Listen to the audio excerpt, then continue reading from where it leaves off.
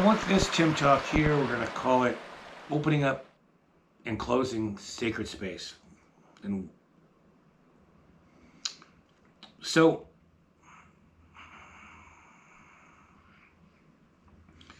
when you go into nature, I gave one talk about pilgrimage spots. That's sacred space. But it doesn't have to be on such a large scale. Sacred space could be you're moving out in the woods and you decide to go through a group of trees and there's this beautiful oak tree and you just go, whoa, and you know that's a sacred space. That's a sacred tree. It might be that you're walking through the woods and all of a sudden you come through and you open up into a meadow of wildflowers and you know that's a sacred space. It might be that you walk up to a creek and there's a pool with a reflection in it and you see some fish swimming in there and some ferns growing on the edge, and it just calls to you through the beauty and the sound of the water, and you know it's a sacred space. Then it can be taken to the next level, is where when you find sacred space, you can do a type of ceremony there where you join the space with an open heart, you allow it to come into you, and maybe you're with some other people or a group of people, and you share the space together. And you can take it to another level where you can talk about the beauty of the space and why it connects to you and why it calls to you and inspires you and so forth. And others can say the same. You can draw boundaries around sacred space. You can say, okay, it's a rock circle here. This is it. You can create sacred space by making a sitting spot or setting some rocks down or building a shelter. That becomes your sacred space. There's no limits with any of this. There's no right or wrong, good or bad. It's all what comes from you. And while some places are going to be sacred to everyone, just the awe factor of the beauty of a place, others are going to call to you personally. They're going to just be about you personally. Or they might call to two people who are in love. They have a moment in a space and it calls to them. It ignites their fire of love and it becomes very bonding for a couple.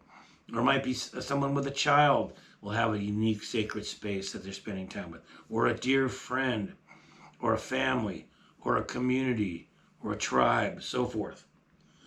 But I want to say, I think you probably understand what I mean. So you can either find these spaces and they find you, or it's both, or you can create sacred space by putting your intention into a place, doing some nature art, some rock work, shelter in the woods, and that becomes sacred because you have decided to make it so by putting your energy, your love, your respect, your heart into it.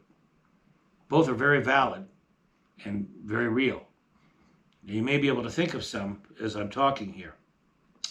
What we often forget, and it can heighten the whole experience, is with sacred space, you particularly, but not always actually, with a group of people, if you have a group of people there. I'm a teacher, so often I take people to sacred spaces.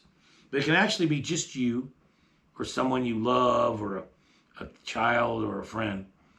When you enter a sacred space, enter it in a way that's respectful and intentional. In other words, give it a thank you, give it a blessing. Just take a moment to breathe the space in, to take it in through your eyes, take it in through all your senses, get them all involved, including your inner vision, your sixth sense.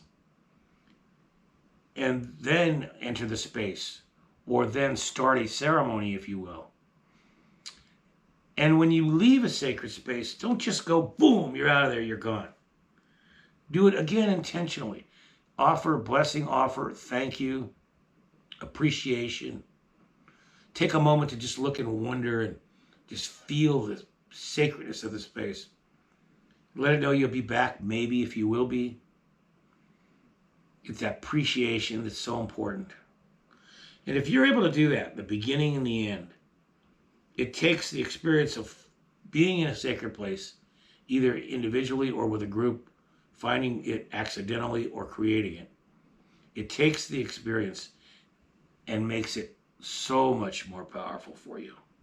It becomes a true teaching experience, a highlight of your life.